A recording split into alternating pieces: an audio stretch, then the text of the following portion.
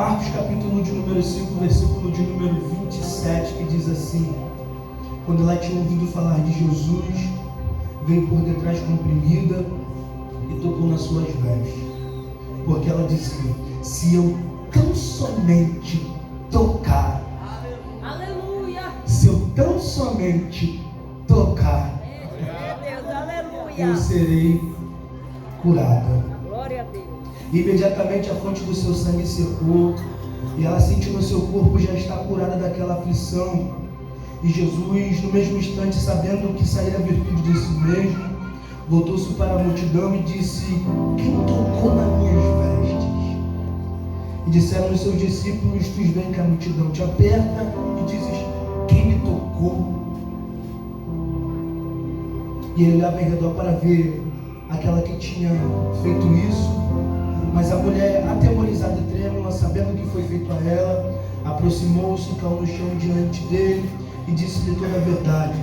E ele lhe disse: filha, Aleluia, a tua fé, filha, a tua fé, glória a Deus, filha, aleluia, a tua fé, glória a Deus, filha, a tua fé aleluia, te curou.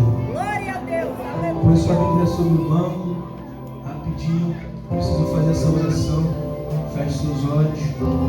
Espírito Santo, a oração é a mesma, não é nem mais uma oração, porém uma conversa. Que a partir de agora o Hélito suma, desapareça, mas que o teu Espírito possa ter a liberdade para trabalhar e falar no nosso coração. Está no comando. Você pode se assentar, amém? Só Bia ficar de pé. Bia, fica de pé. Eu te deixei por último porque o melhor a gente deixa para o final. Eu queria ter a oportunidade de dizer diante da igreja: meu amor, eu te amo. Só para te contar aí. Vamos lá, mano? Vamos lá. Gente, Jesus, quando vem exercer o seu ministério terreno, 4 evangelhos são responsáveis por descrever os momentos de Jesus na terra: Mateus, Marcos, Lucas e João. 3 desses 4 evangelhos são conhecidos como evangelhos sinóticos por abordar os mesmos assuntos.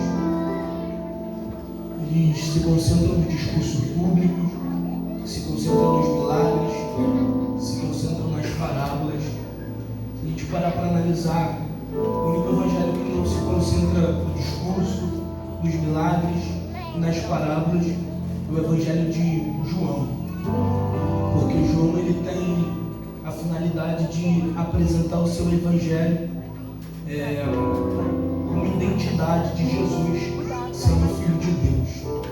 Pois bem, capítulo de número 5 que nós acabamos de ler, nós encontramos pelo menos dois milagres e uma libertação. Já no início do capítulo a gente percebe que Jesus pisa na cidade de Gadara, terra dos Gadarenos. Só que dentro da cidade tem um problema. E qual é o problema? Um jovem que está possesso por demônio. Ele vive em sepulcro. Esse sepulcro aqui são cavernas, gritando em montanhas. O texto diz que o fato dele gritar e ser possuído pelo demônio vai fazer com que os homens da cidade de Gadara sintam medo dele. E pelo simples fato dos homens sentirem medo dele, eles amarram tanto os pés e as mãos com correntes e grilhões. Só que por fato desse homem ser possuído pelo demônio, ele vai despedaçar e quebrar as correntes e os grilhões. Só que Jesus pisa na cidade. Gente, eu gosto de citar isso aqui. Quando Jesus pisa em algum lugar, alguma coisa tem que acontecer. Só que Jesus pisar na cidade, o texto diz que os demônios vão correr, vão se prostrar e adorar Jesus. Eu sei que é pesado dizer isso aqui, mas eu sou profeta e profeta não entrega aquilo que quer, entrega o que Deus manda.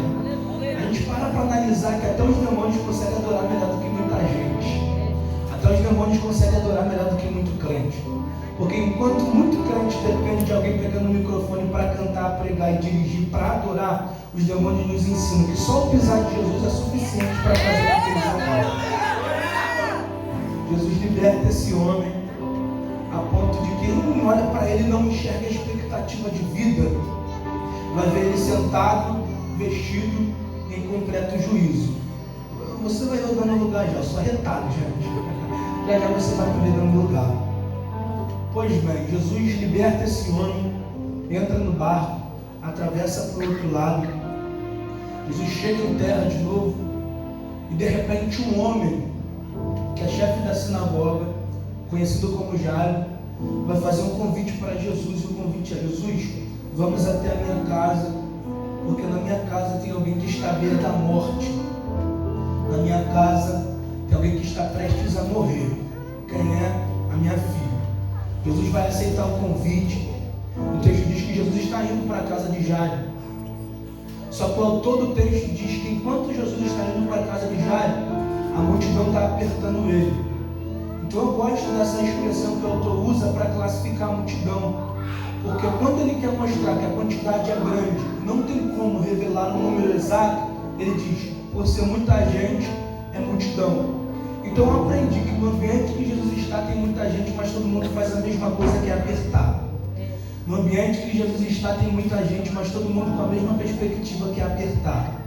No ambiente que Jesus está, até tem muita gente. Se parar para perguntar um por um, todo mundo tem problema, um pior do que o outro. Mas todo mundo não aproveita a oportunidade que Jesus está no ambiente, faz a mesma coisa, que é apertar. Só que a história de Jairo vem em pause. E a história de uma mulher se dá início. Quem é? O texto não diz o seu nome, a sua localidade, a sua paternidade, não diz quantos anos tem, não diz o nome do seu pai, da sua mãe, a sua filiação. A única coisa que a Bíblia cita para a identificação dessa mulher é um problema que ela carrega. Qual o problema? Um fluxo de sangue durante 12 anos. O texto diz, gente, que ela gasta dinheiro, perde bens, os médicos lhe atendem, só que o dinheiro que ela gasta não é suficiente para resolver o problema que ela carrega. Os bens que ela perde também não são suficientes para resolver o problema que ela carrega. Os médicos que lhe atendem também não são responsáveis por resolver o problema que ela carrega. O texto é muito claro. A única coisa que o texto cita é: quanto mais dinheiro ela gasta, pior ela fica. Quanto mais bens ela perde, pior ela fica. Cada médico que ela vai, cada consulta que ela entra, ela sai pior.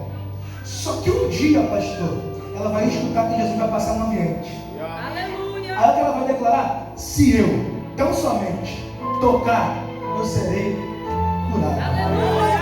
Se eu, tão somente, tocar, eu serei curado. Então ela entende que o dinheiro que ela tinha não foi suficiente para resolver o problema que ela carregava. Mas quem vai passar no ambiente resolve. Então ela entende que os bens materiais que ela tinha não são suficientes para resolver o problema que ela carrega. Mas quem vai passar no ambiente, ela entende que os médicos que atendem ela não são suficientes para resolver o problema que ela carrega. Mas quem vai passar no ambiente, esse resolve. Aí ela vai dizer: se eu tão somente tocar, opa, parou para analisar que no ambiente que Jesus está, estou todo arrepiado, parou para analisar que no ambiente que Jesus está, todo mundo faz a mesma coisa, que é apertar. Só que quando ela decide entrar no ambiente que Jesus está, ela decide fazer totalmente diferente. O quê? Já que ele está no ambiente, eu não entro para fazer o que todo mundo faz, eu entro para chamar a atenção dele. E o que eu vou fazer? Eu vou tocar. Então, enquanto todo mundo aperta, ela entra no ambiente para tocar. E a pergunta que o texto me faz é: por que todo mundo está apertando, mas ela decide tocar? É simples. Eu vou liberar para quem quiser pegar. E quem tem mão para levantar e botar na Pai da glória, pega a profecia que é liberada, porque profecia liberada no altar vira decreto. Só quem sabe da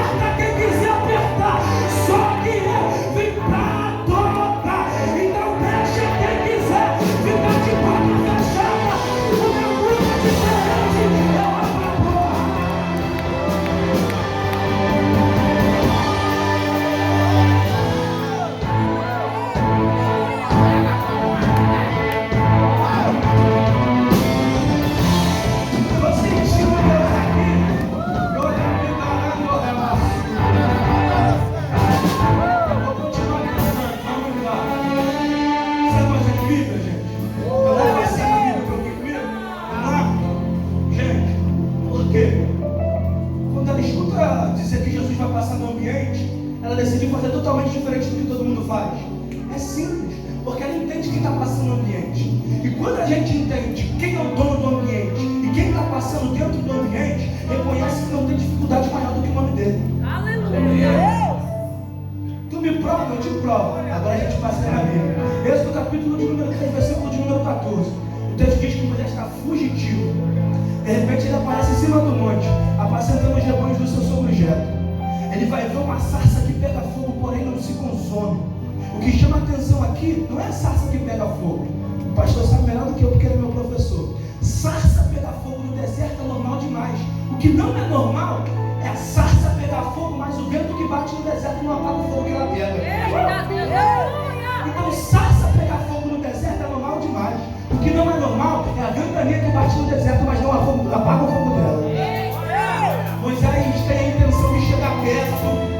De repente sai uma voz da sarça. Moisés tira a sandália dos teus pés, porque o lugar que tu pisa é santo.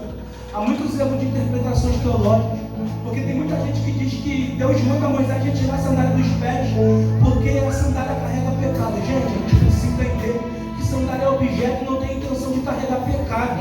Isso daqui é um costume judaico. Qual é o costume judaico? A gente carrega ele. Se eu for na casa do pastor Pedro, quando eu chegar na porta da casa dele, eu vou tirar o sapato, eu vou tirar o chinelo, porque senão de respeito. A tua casa e o seu é dono do ambiente. Então, quando Deus está mandando Moisés tirar a sandália dos pés, Deus está dizendo para ele: todas as vezes que eu estiver em um ambiente, o ambiente é santo, então por favor tenha respeito. Deus vai dizer para Moisés: o clamor do povo chegou aos meus ouvidos, eu tenho a intenção de libertar o povo que está cativo, só que eu preciso de libertador. Show de bola. O que o Senhor quer? Você. Eu? Show. Tá. O que eu tenho que fazer? Tu vai lá e tal. Senhor, mas tem algo aqui que para na minha mente. Quando eu chegar lá e dizer para o povo que o Senhor quer libertar eles que estão cativos, automaticamente eles me perguntaram qual é o teu nome. Então eu preciso dar um nome para eles. Aí o Senhor vai dizer assim, ó, diz para eles que eu sou o que eu sou. Só que isso aqui mexe comigo. Por quê? Porque Deus se apresenta, mas não revela as suas características. Porque quando a gente vai se apresentar para quem não se conhece, automaticamente a gente tem que revelar nossas características. Quer ver? Eu estou correndo para ganhar tempo. Se alguém não me conhece, eu vou revelar as minhas características. Meu nome é Hélio, eu tenho 25 anos, moro no Rio de Janeiro. Vou revelar minha profissão, o que eu faço, o nome do meu pai, o nome da minha mãe. Só que Deus, quando quer se apresentar, Gleice, Ele não revela as suas características. Ele simplesmente diz: quando o povo perguntar, tu diz para eles que eu sou o que eu sou. Aí isso aqui mexeu com o meu entendimento. Aí eu fui estudar. Quando eu estudei, eu pude perceber que existem 3 tipos de religiões. Preste atenção aqui que a gente vai passear agora: monoteísmo, politeísmo e panteísmo. E o povo do Egito é um povo politeísta. E o que é um povo politeísta? Que acredita na coexistência de diversos deuses que podem atender a sua necessidade. Então, dentro do Egito tem vários deuses para várias diversidades. Quer ver? No Egito tem Deus do sol, tem Deus da chuva, tem Deus da autoridade, Deus da libertação, Deus da coragem, tem Deus de tudo. E quando a gente percebe que o povo de Israel está muito tempo cativo dentro do Egito, eles aprendem essa cultura.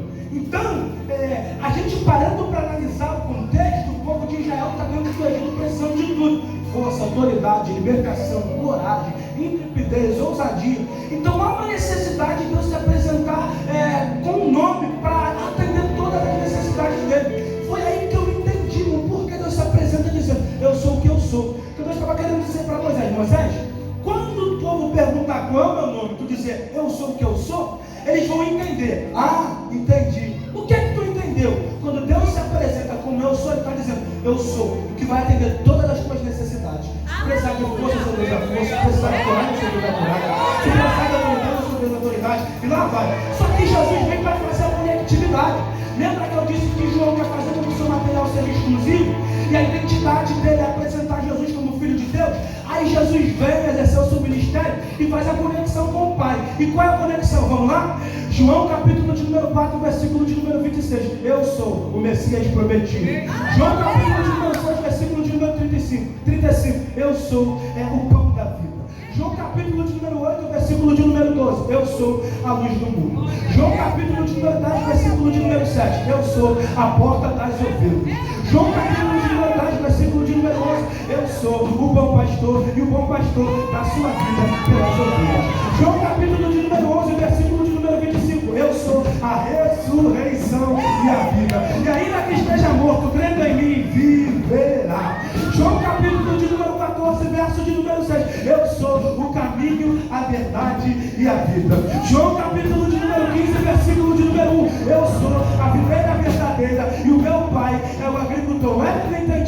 casa, então se prepare para pegar. Deus foi no teu passado, Ele é no teu presente e Ele será no teu futuro. Eu vou de novo para tu pegar. Deus foi no teu passado, Ele é no teu presente e Ele será no teu futuro. Pegou não? Vou melhorar para tu dar glória. O que tu quer dizer com isso, Edu? Lá vai.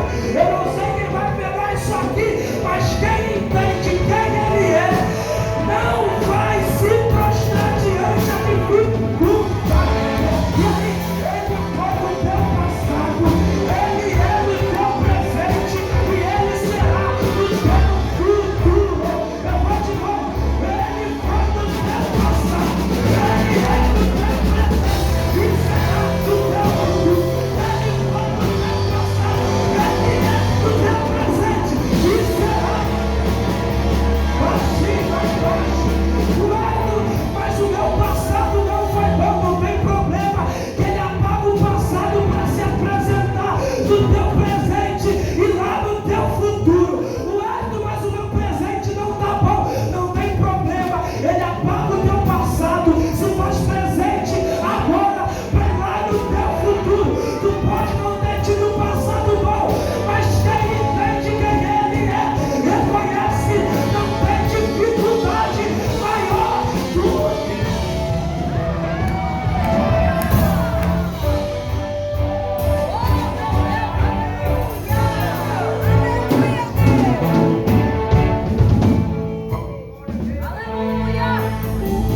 Jesus estava vendo um problema. Qual o problema? O fluxo de sangue durante 12 anos. Então, gente, para quem entende, o fluxo de sangue é um período menstrual, um ciclo menstrual que se inicia, mas tem um período curto para ser encerrado, dias, semanas, talvez até meses. O problema é que esse ciclo menstrual vai se iniciar, mas não vai ter um período para se terminar. Passa dias, semanas, meses, anos, 12 anos, ela está perdendo sangue. O interessante é, quem perde sangue fica anêmico, quem perde sangue fica fraco, quem perde sangue não tem força, quem perde sangue não tem mais expectativa de vida, quem perde sangue fica desesperado. E a prova disso, eu tenho um primo que ele se afastou, diz que Deus não existe, sofreu uma tentativa de assalto, reagiu, tomou um tiro no pescoço, foi parar em coma durante 2 semanas. E quando ele estava em coma, colocavam fralda nele para ele fazer suas necessidades. E todas as vezes que iam trocar a fralda, a sondagem da fralda arrancava parte da carne dele. Então isso foi fazendo um buraco nele. Só que teve um momento que esse buraco foi saindo plaqueta de sangue, então ele perdeu muito sangue durante uma semana. Para quem conheceu ele antigamente sabe, o cara pesava 100 quilos. Depois que ele perdeu o sangue durante uma semana em plaqueta de sangue, ele passou a pesar 65 quilos.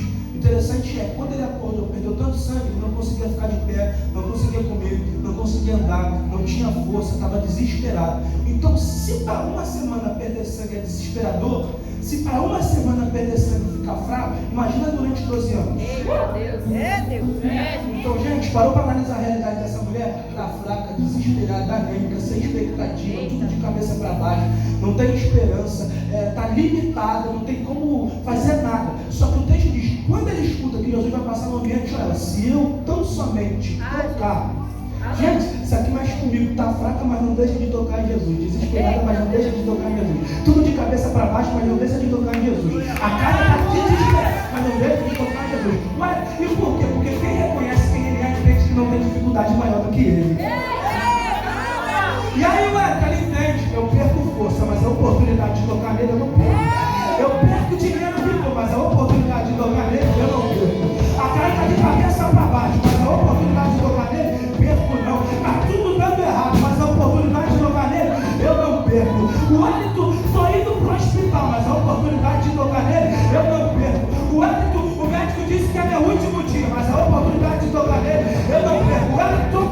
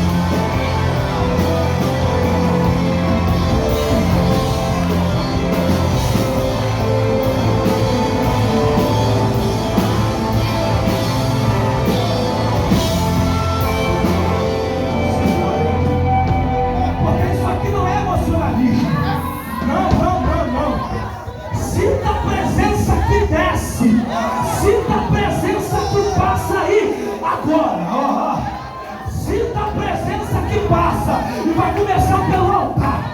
Sinta a presença que desce aí agora e vai começar pelo altar. Isso aqui não é emocionalismo, não. Quem me conhece sabe que eu não gosto de brincar com o mundo espiritual. E Deus vai começar a tocar em algumas pessoas aqui agora. Deus vai liberar agora dons espirituais. Deus vai liberar agora um som que não tinha pedido antes. Deus vai liberar agora o dom de cura. Mas é só para quem recebe.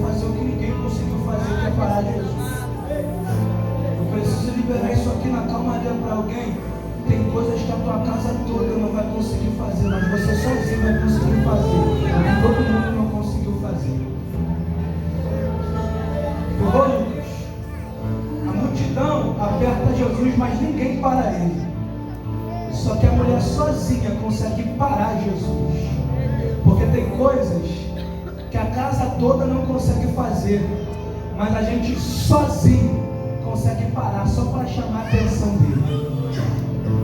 Jesus vai perguntar: quem é que me tocou? Os discípulos vão responder para Jesus: Senhor, como tu pergunta quem te tocou? Se a multidão te aperta. Aí Jesus vai responder: alguém me tocou porque de mim saiu virtude. Então parou para analisar que os discípulos não conseguem discernir a diferença do apertar para o tocar, mas Jesus consegue diferenciar, porque por apertar tem muita gente, mas para tocar são poucas. Jesus vai responder: alguém me tocou, porque de mim saiu virtude. Aleluia! Aí ela, atemorizada, vai olhar para Jesus: eu que te toquei. Aleluia! Olha o que Jesus vai responder para ela: mulher, a tua fé, a tua fé, a tua fé te curou. Então parou para analisar que o que cura ela não é o toque. Parou para analisar que o que cura ela não é a virtude. Parou para analisar que o que cura ela não é um parar de Jesus. Parou para analisar que o que cura ela não é a pergunta: quem me tocou? O que cura ela, Jesus já respondeu: a tua fé. Agora responde para mim: o que é fé? Hebreus 11:1 é o firme fundamento. Então, quando ela é curada, quando ela está doente, mas decide entrar para tocar. Quando ela é curada, quando ela está com fluxo, mas ela diz: se eu tão somente tocar, ou a palavra que ela libera, se eu tocar, eu vou ser curada. Só que antes dela liberar a palavra, ela já foi curada e nem sabe. Eu não sei quem vai pegar isso aqui, mas Deus me deixou aqui até hoje para dizer para alguém: Deus não vai te curar. Que é isso? Deus já te curou.